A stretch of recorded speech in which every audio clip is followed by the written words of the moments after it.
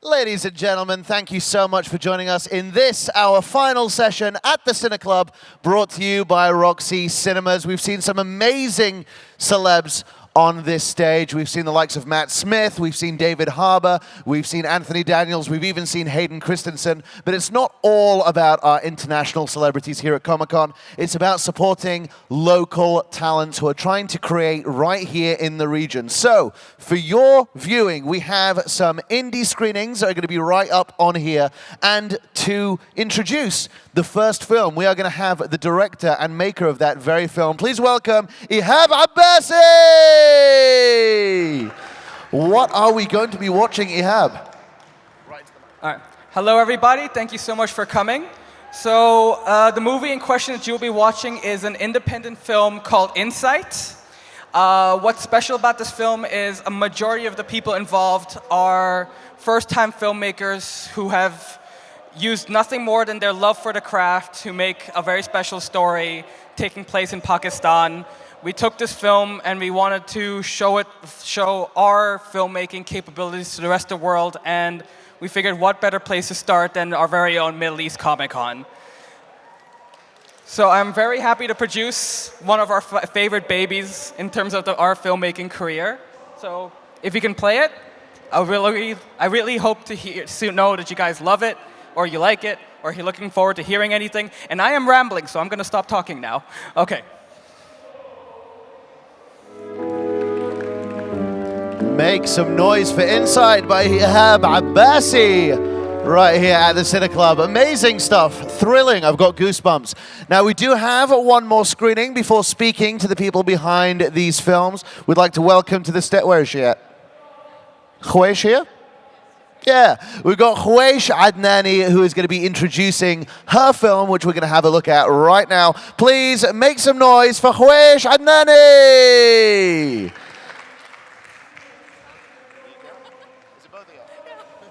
Sorry, I'm going to introduce the person whose film it actually is. That's Neha Lalani.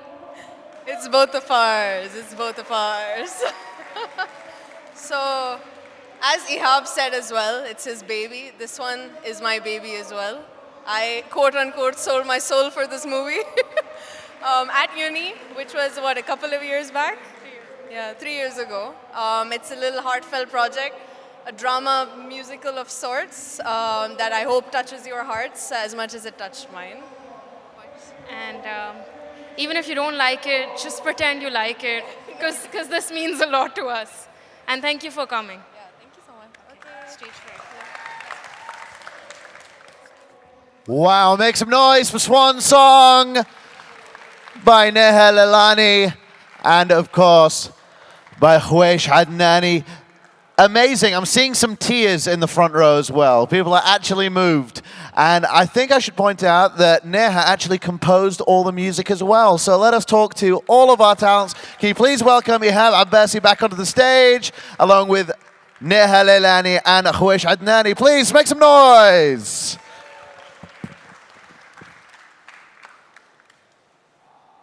Wherever you want to sit, yeah. All right, well, we saw some very powerful films, and I want to start with Neha. You said that this is you guys' baby. I don't want this to turn into a therapy session too soon, but how much of what we saw is semi-autobiographical? Like, did some of that come from real life, from your own personal experience? Well,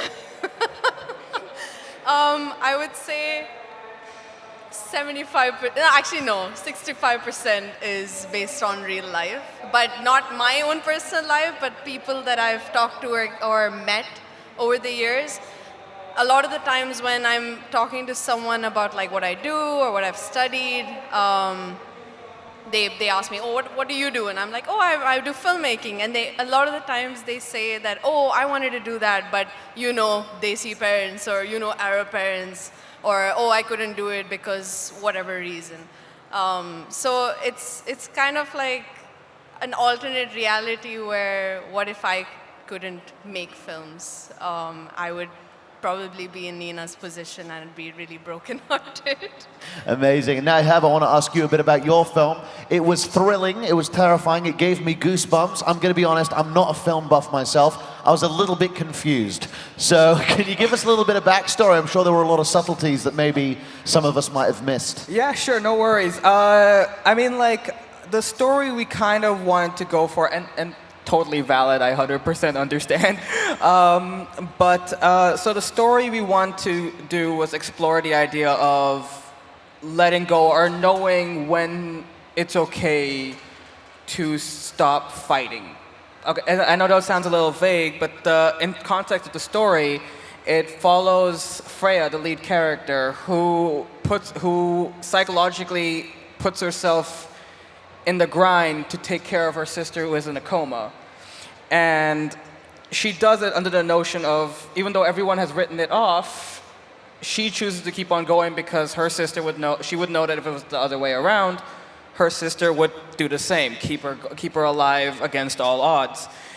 Only to basically understand that by keeping herself around, she's kind of burdening the remaining family members at the same time. So everyone's saying, like, you know, it's okay to let go, to move on, like you're not, but like at the same time it's like maybe by holding on you're kind of hurting the ones around you who are still keeping you going. If that, you know, if that answers your question, I hope it did. And it definitely did. And also, not to turn this into a therapy session, but was any of that drawn, or what was your inspiration to write that story? So actually it was a combined effort. So just a little background on the film itself. The film is actually a student film made at this creative hub called District 19 in Karachi, Pakistan. And it was a group work. So while I was the screenwriter for the film, it was never like I took complete agency over the story. Like, so we wanted to write something that everyone felt like they had like contributed to. So it started off a story focused around lucid dreaming, or like basically like being trapped in your own dreams. And we went with that concept, and to make it my own, I wanted to make this a bit of a family affair, especially between two siblings, because to answer your question, how it ties to me is because I'm very close to my younger sister, and I felt like that would be a good foundation to help elevate the story into something a bit more relatable. And it really was. Now, my next question, Khwaish, can you tell us a little bit about how you first got into filmmaking? Because you're all, mashallah, you're quite young. What got you into this type of work?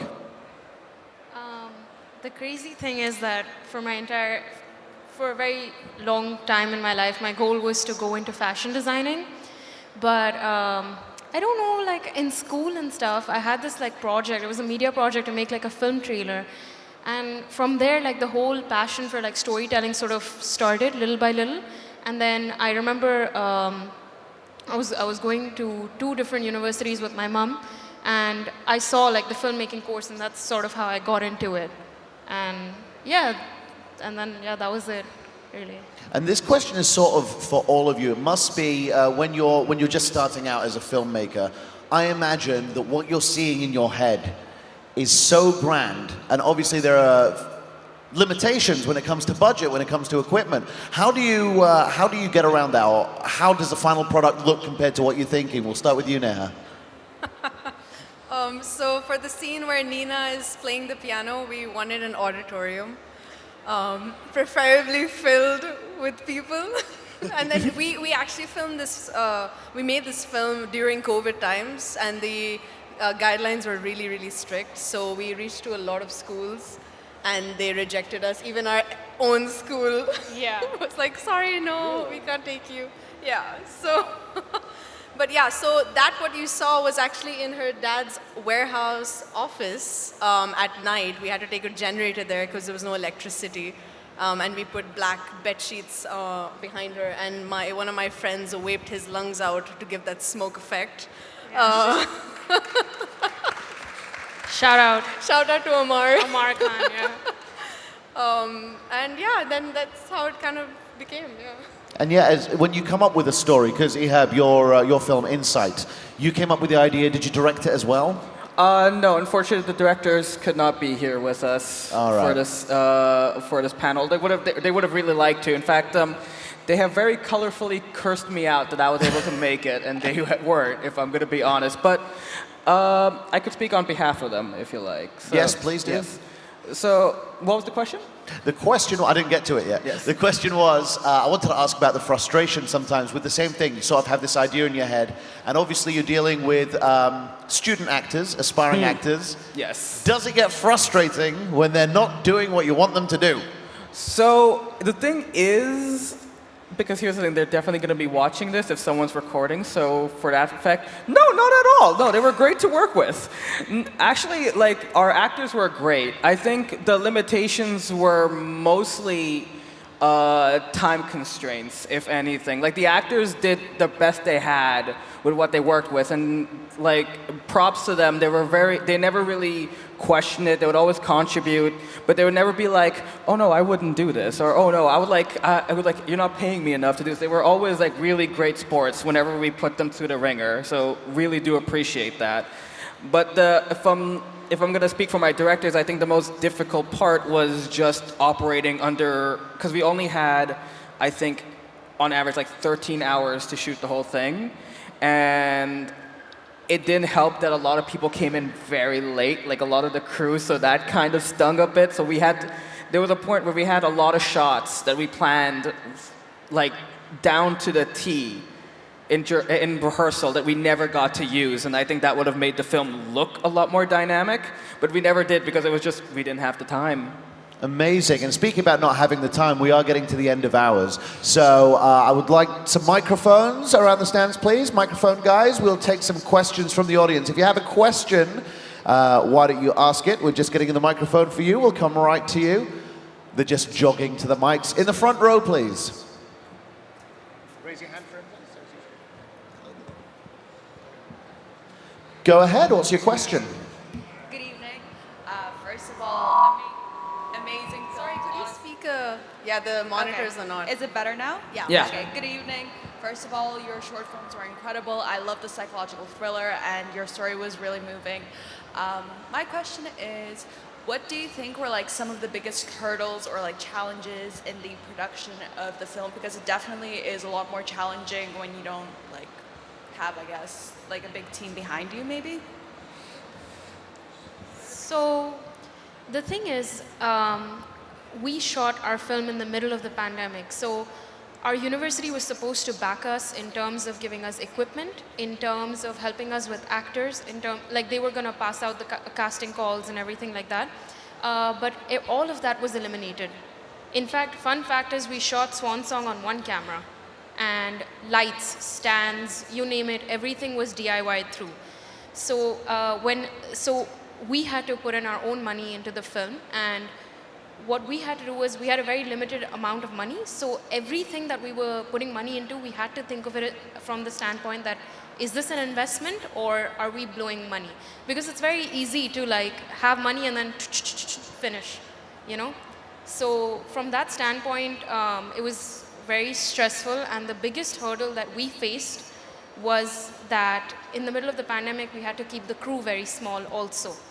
You know, we couldn't risk anyone getting COVID. So we wore multiple hats. So Neha was the sound composer, obviously. She was the sound editor. Even her dad helped us like so much. And she was the editor of the film. She was the DOP. And obviously she was the director. I was the driver, the delivery rider, the cleaner, the set runner. All the crazy jobs I was doing then. And I was the set mom. I had to make sure everybody was eating, nobody was fainting. So yeah, those were pretty much like the few hurdles that we faced.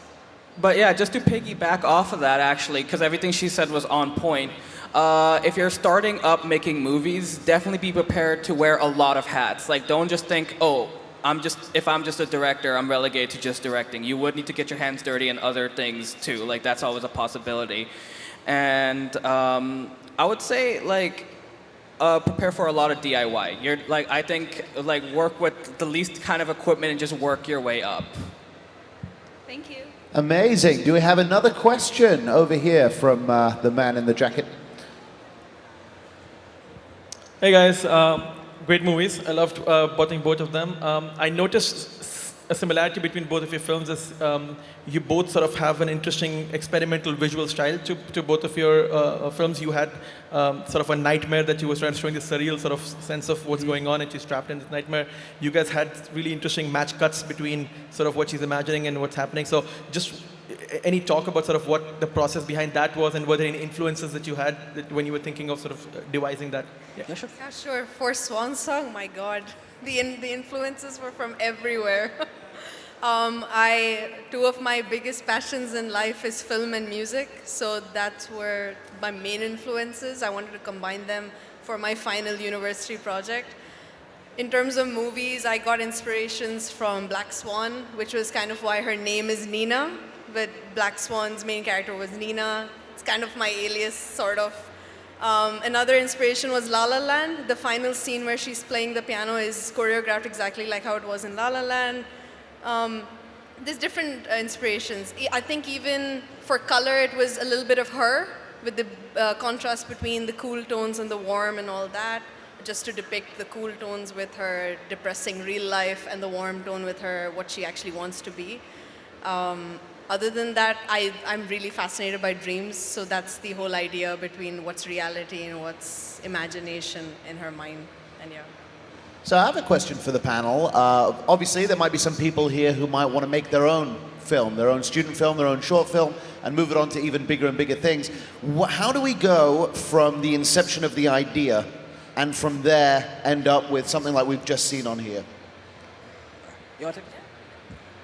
Okay, so at least from my specific experience, I would say, because it's very easy it's actually very easy coming up with stories that you can't, that are too big for you to start in the beginning. Like, you'd want to tell like something of a sci-fi story or an action movie or something, and then you learn very quickly that you cannot do that, like right off the cuff.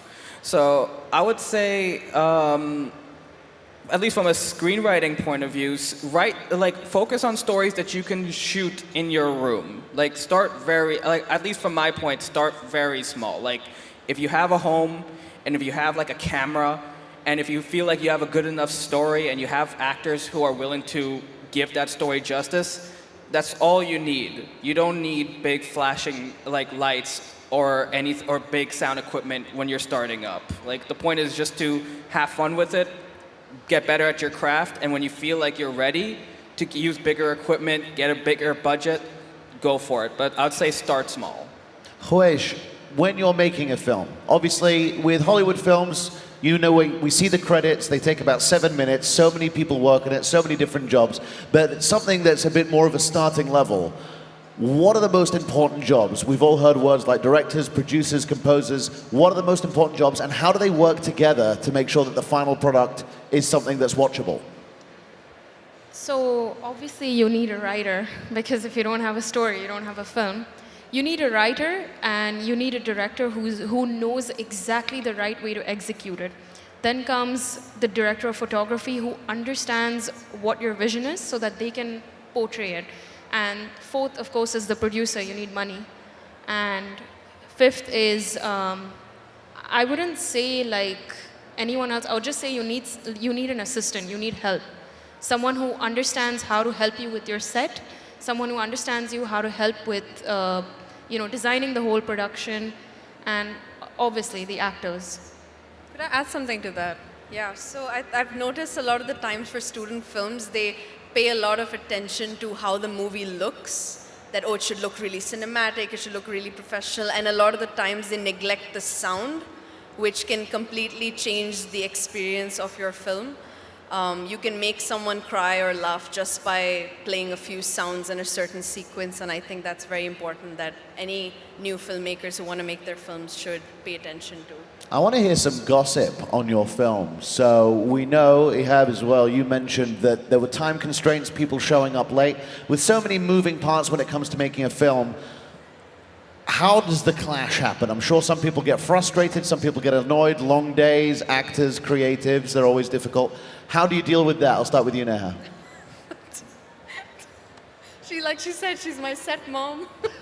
I'm known when I'm stressed or pressured, I don't eat anything. So even when we're doing like Comic-Con, for instance, I haven't eaten all day. So yeah, that's there. There was one time we were filming some scenes when Nina was having dinner with her family. It was at a friend's apartment. And I was standing for so long all day that I lost all sensation in my toes. Until this day, my toes are a little numb. So I could not walk anymore. Other than that, I mean, you always have your tussles between your teammates and all. You're fighting or arguing with them. Then you make up, and then you fight again, and then so on. Yeah. In fact, this was like a, 14-hour day, the one that she's talking about. And Neha was like, I was like, I'm so tired, can I please go home? And she was like, clean this up and you can go home.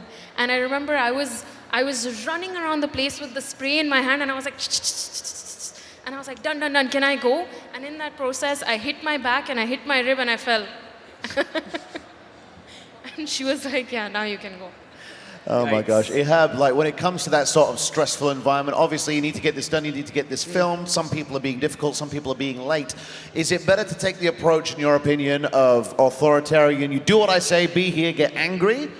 Or is it better to try and be a little bit kinder, nicer, and hope that that inspires people to do their jobs right? So it's, at least for me, I feel like it's a little bit of both. You give them the leeway. I mean, like, here's the thing, like, at least when we were shooting it, like, in Karachi, there's a lot of reasons why people would have to be late. Like, it's not the same kind of environment as most traditional filmmaking. So when people say they're late, you can't just be like, well, why? You just be like, okay, yeah, I get it. I mean, like, it is what it is. But it does, when it gets to a boiling point, then yes, you kind of have to switch gears and be like, okay, look, we can't tolerate this, or we can't. Like, in our shoots, I have to give credit to this one individual. His name was Essen. He was our assistant director and line manager. And he kept all of us in line, including, like, literally all of us, purely because when he's off set, sweetest man you'll ever meet. On set, the man had all of us on, like, he kept all of us in check, even the director. We were like, because he was so scary in assistant director mode and line manager mode, we were just like, we're just gonna stay on schedule because we do not want to mess with this person. Like, let's just keep our head down, do our job, moving on. Every person, like, no one wanted to basically be on his like on his bad side, so we just kept our cool. So yeah, like, it's a bit of both. Let's have some more questions. Does anyone have a question for our panel? Raise your hand and we'll bring the microphone over to you.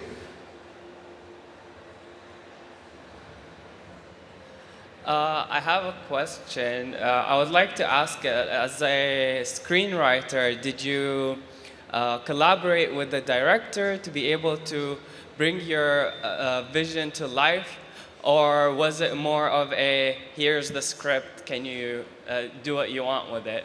Oh no, we as a group, we decided, like, everyone has a collaborative effort in there. So we want to write something that everyone was happy with. So we didn't want to alienate anyone when it came to the kind of film we were making. So there was a lot of back and forth with me and the directors in terms of the script. The first draft was actually a full-fledged horror movie. Then, like, it was pushed back from the directors who were like, let's make it a bit more, like, you know, consumable for everybody, have it a proper story. And to that, a lot of back and forth, we got the film which you guys got to see today. Do we have any other questions? Raise your hand. Yeah.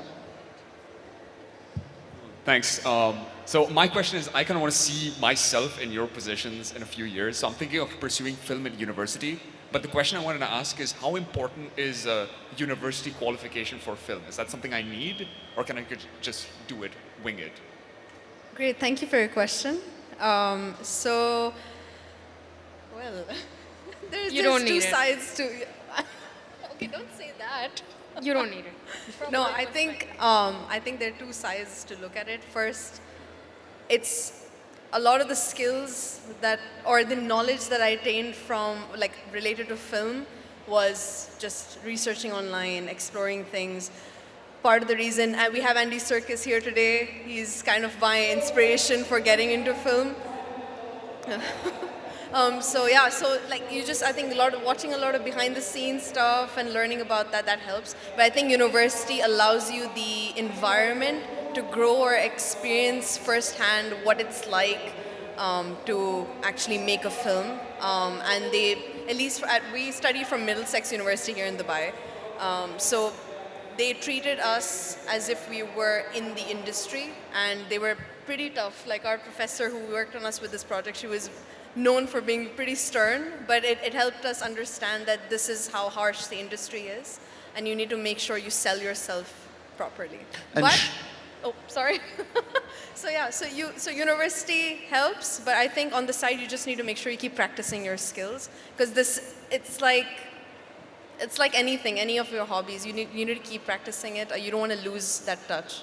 I was going to add, surely going to university, especially studying film, if that's what you want to do, not only will it maybe help you gain some skills, maybe you can learn them outside of university, but surely it helps you meet people to collaborate in the future, like-minded people who might go on to the industry, and then they're going to help you find more work. Is that something you've found is true, Ehab? Actually, yes. I mean, because the film that you saw today started off from an educational workshop. So everyone who worked on this film was someone I got to go to class with. And actually, yeah, I would actually very much attest to that. Yeah. It's not what you know, it's who you know. That's the story here. I think we have time for one more question. If someone would like to raise their hand, we'll bring the microphone over to you. This is a question to all of you. And first of all, amazing job. And I want to ask something. What makes a person like become an actor, or like how would you, let's say, say that this person needs to be in my film, or is there certain mannerisms or like anything like that that qualifies that this person should act in a film?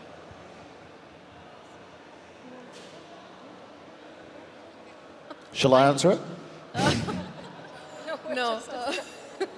I think for Swan Song, at least, I feel like, I don't know, Ehab, maybe you would disagree or agree, but a lot of the times you just know it, kind of. When you see that person, something clicks, and you know exactly that's the right person. Like for the father, for instance, we had a few auditions. Yeah. And then as soon as we saw him, we were like, this guy, like he really fits that typical South Asian father role. Yeah.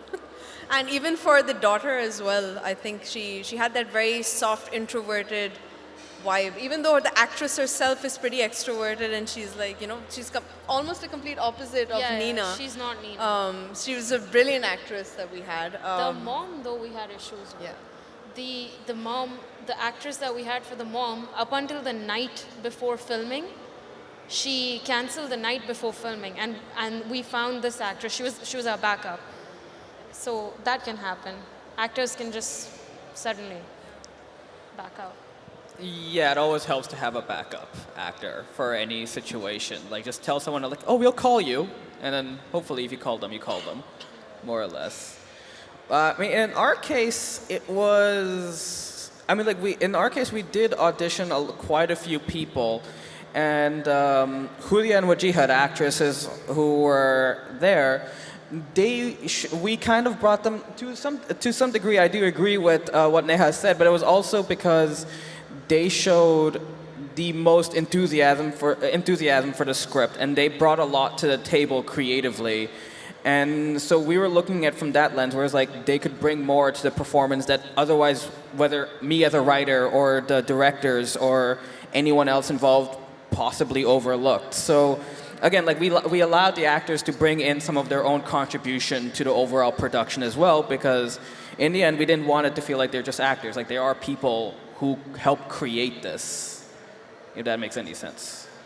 Now, we've saw two beautiful films, Swan Song and Insight. If we'd like to watch that at a later time, is that possible? Like the young lady crying in the front, if she wants to watch it again, is there any place that we can do that? At least for Insight, we are hoping to take this film to the rounds of film festivals. So we'll get back to you on that one. Yeah. For Swan Song, it's out on YouTube. So if you search my name on YouTube, you'll find me. We did send it out to a few festivals. We got a couple of wins and all that. But yeah, thank you. Thank you. Yeah, but I think we both are happy. I think if you search our names on social media, you'll find us. Yeah. And the names are right up there. Thank you so much. Khwaish, Adnani, Neha Lalani, and of course Ehab, Abbasi. One more round of applause. Thank you so much. And this is the first session I've moderated, so make some noise for me as well. Thank you so much for joining us. That was our last session for today at the Cine Club, brought to you by Roxy Cinemas. We will be back tomorrow. We're going to be starting at 12:30. We hope to see you there. We're going to be seeing some big names. Mr. David Harbour is going to be here from Stranger Things, and so is Andy Serkis, as well as so many workshops, and we're going to have some local talents right here. We can't wait to see you. Until next time, good night. Remember, we are open until 11 p.m. Enjoy the rest of the convention.